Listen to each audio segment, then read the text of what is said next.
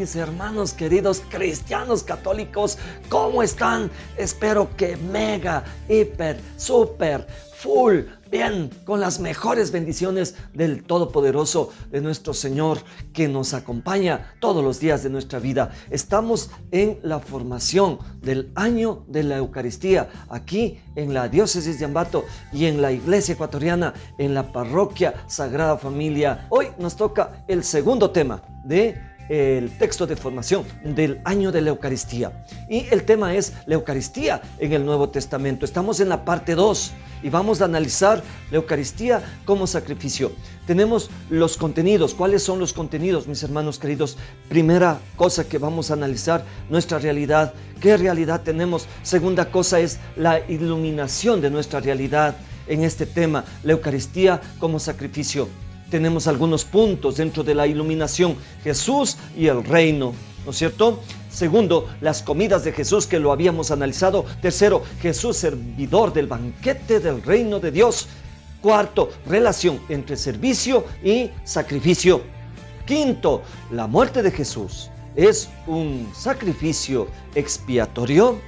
Y sexto, la muerte de Jesús indisociable a la de su servicio como entrega a las demás personas. Mis hermanos queridos, listos, manos a la obra para hacer la misión.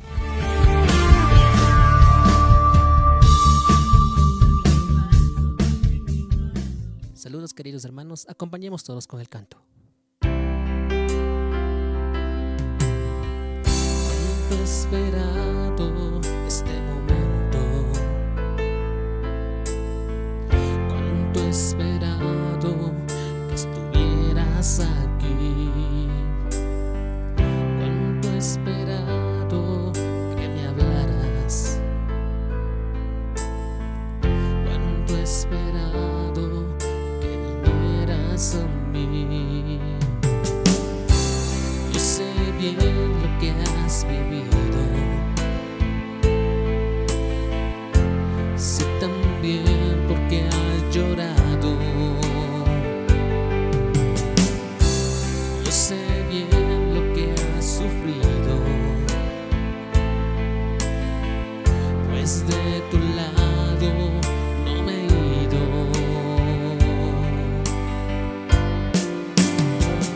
Pues nadie te ama como yo, pues nadie te ama como yo. Mira la cruz, esa es mi más grande prueba. Nadie te ama como yo, pues nadie te ama como yo, pues nadie te ama como yo. Mira la cruz, fue por ti, fue porque te amo. Nadie te ama como yo.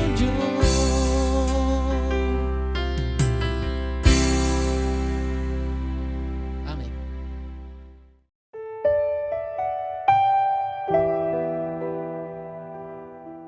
Empezamos, mis hermanos queridos, manos a la obra. Estamos en la misión, año de la Santa Eucaristía.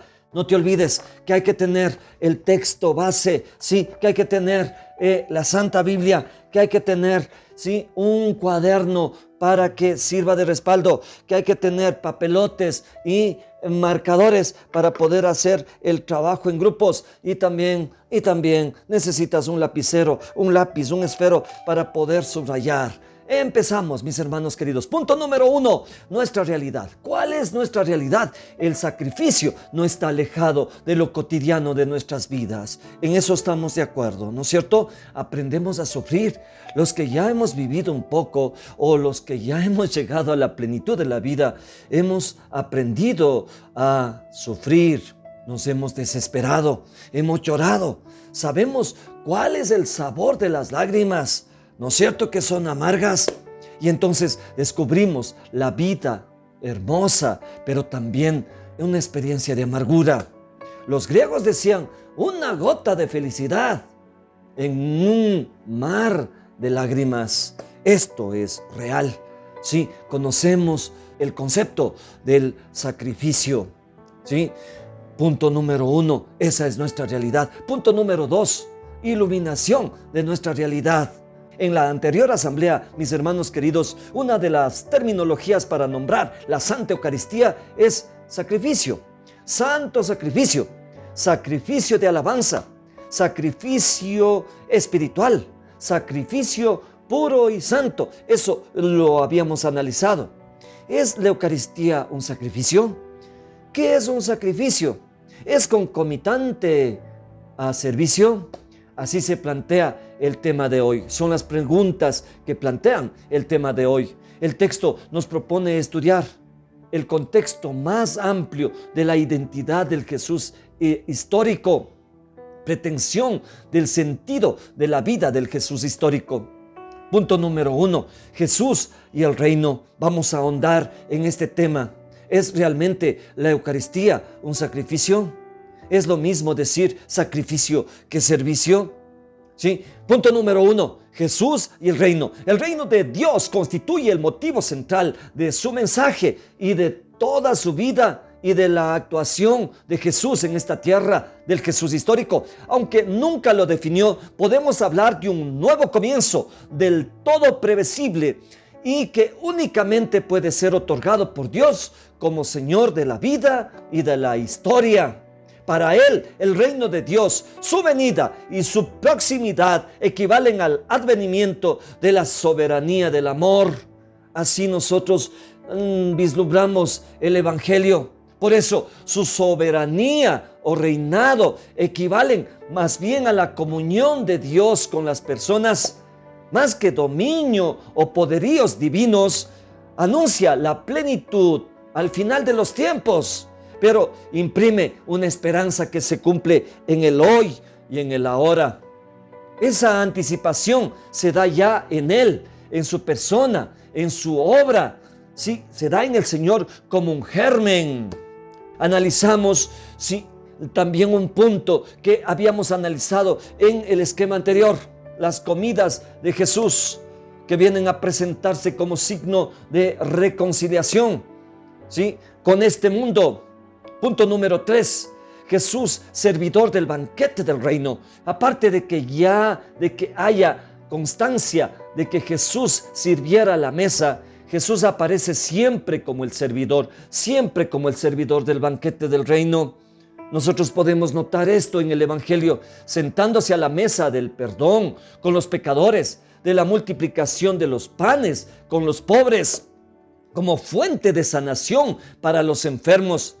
Vive, mis hermanos queridos, el ser servidor. Sí, el ser servidor. Él mismo dice, no he venido a ser servido, sino a servir, como entrega al Padre en favor de las personas. En la última cena, mis hermanos queridos, se narra de que Jesús se puso a lavarles los pies a sus discípulos. Tenemos un Dios que se arrastra por el suelo para lavarles los pies. El ser servidor, sí, concluirá este acto del Señor. Así les educa a los discípulos: servicio y entrega, servicio y entrega, servir y dar la vida. Y lo confirma Marcos capítulo 19, versículo del 43 hasta el 45, por favor. No se olvide que tiene que estar con el texto rector. ¿Para qué? Para analizar muchos textos bíblicos más que nos ayudan a clarificar el tema que nosotros estamos estudiando. Otro punto, relación entre servicio y sacrificio. ¿Sí? ¿Cabe hablar de un sacrificio de Jesús? Planteemos el problema. ¿Cabe hablar de un sacrificio de Jesús? Si analizamos minuciosamente los textos del Nuevo Testamento, parece que la muerte violenta de Jesús, es decir, su sacrificio, está ausente en la conciencia del Señor. Solo aparece después de la confesión de Cesarea de Filipo. Solamente ahí les explica de una muerte violenta. Está en Marcos capítulo 8, versículo 31. Su acción en Galilea había ido despertando un progresivo recelo y sus contrincantes envidiosos empiezan a perseguirle y a buscar la manera de darle muerte.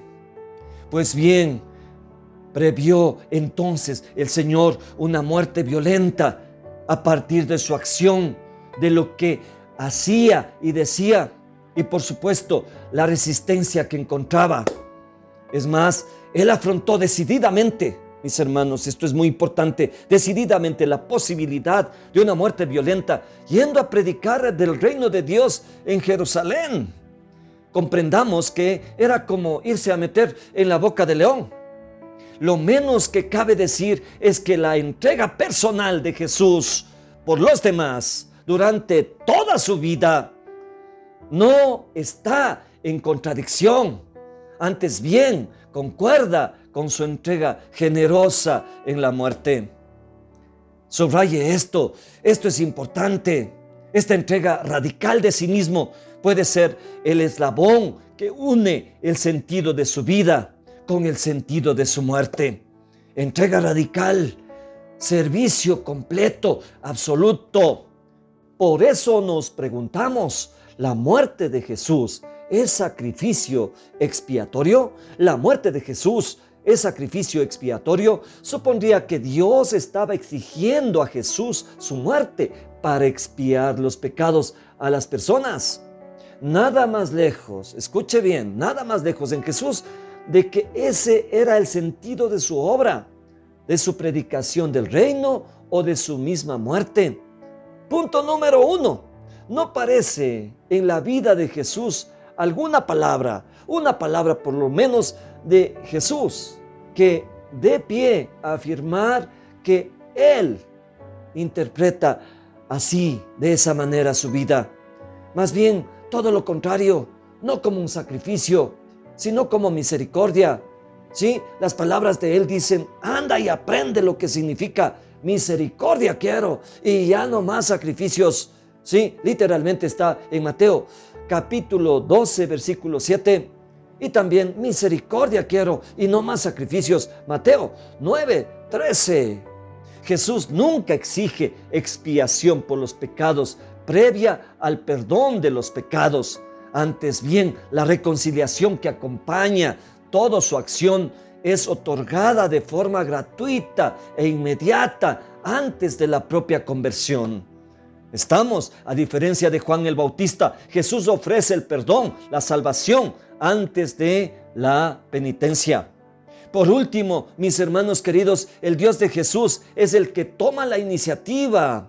No era la iniciativa del oprobio humano, es la iniciativa de Dios para el perdón, enviando a su Hijo para salvarlo.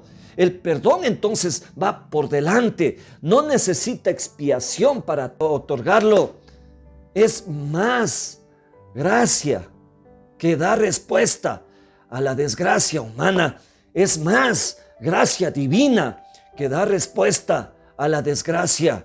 Donde abundó el pecado, sobreabundó la gracia, dirá San Pablo después. La muerte de Jesús, indisociable entonces a la de su vida como entrega por todos. Entonces, mis hermanos queridos, el sacrificio de Jesús no puede reducirse solamente a sangre, como era de los corderos y de los carneros en el templo de Jerusalén. A la muerte inmolada que nos habla el texto de formación, nos dice que Jesús no vino al mundo para morir. ¿Sí? Él dice, he venido para que tengan vida. He venido para que tengan vida. He venido para que tengan vida. Él no dice, he venido para morir. He venido para que tengan vida. Una vida en abundancia. Sí, Él vino para vivir con su vida y acción, anunciar y hacer presente entre las personas el reino de Dios. Al hablar entonces de sacrificio de Jesús, no podemos referir solamente a su muerte, momento culmen de la entrega de Jesús, sino a toda su vida. ¿Se da cuenta? Toda su existencia fue una entrega del Hijo al Padre en favor de las personas, Él es entrega frente a la necesidad de alimentarse, a la necesidad de sanarse, a la necesidad de liberarse. La novedad del sacrificio de Cristo es el rendir un servicio a Dios, no a través de la mera negación de uno mismo, o sea, a través de la sola muerte, sino de la entrega abnegada a favor de los demás, a favor de las personas. En Jesús, el sacrificio, el culto al Padre, escúcheme, el culto al Padre es como servicio, diaconía y entrega a las demás personas. El culto al Padre, la diaconía, es servicio, es entrega a las personas. Mis hermanos queridos, la filiación divina desemboca en la fraternidad humana y ambas cuestan la entrega de la carne y el derramamiento de la sangre. La entrega de la carne y el derramamiento de la sangre.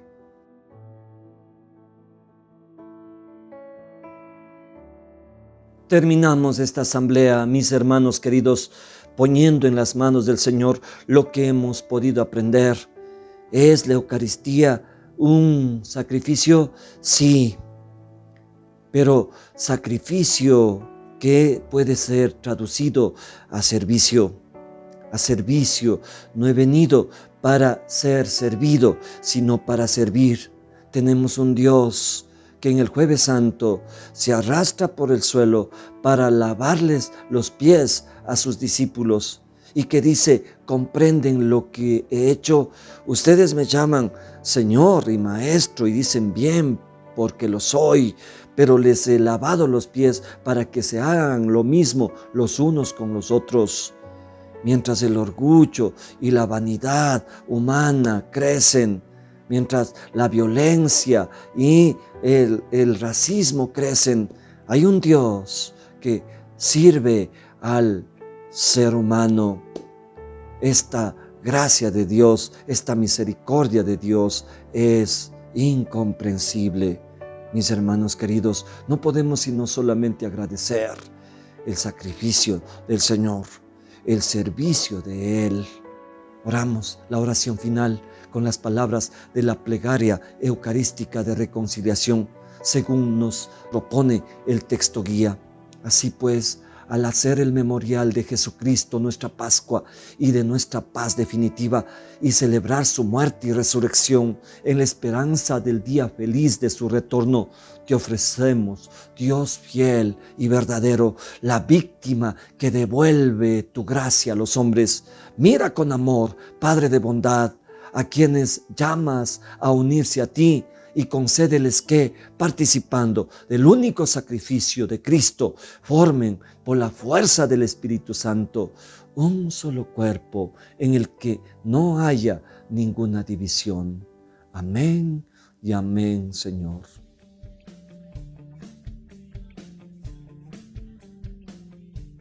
Gracias, mis hermanos queridos. ¿Lo pasó bien? ¿No es cierto que se pasa fantástico cuando se está en la presencia del Señor? Le esperamos para que usted se siga formando. Sí, seguimos con el tema la Eucaristía en el Nuevo Testamento. Le esperamos, mi querido hermano. Gracias por la experiencia. Bendito y alabado sea el nombre del Señor, y la Santa Eucaristía sea adorada por todos. Que el Señor les bendiga y les acompañe, haga brillar su rostro sobre ustedes y les conceda la paz. Que el Señor bendiga, acompañe, proteja, ilumine, guíe sus pasos por el sendero de la vida. En el nombre del Padre, y del Hijo, y del Espíritu Santo. Amén y amén, Señor.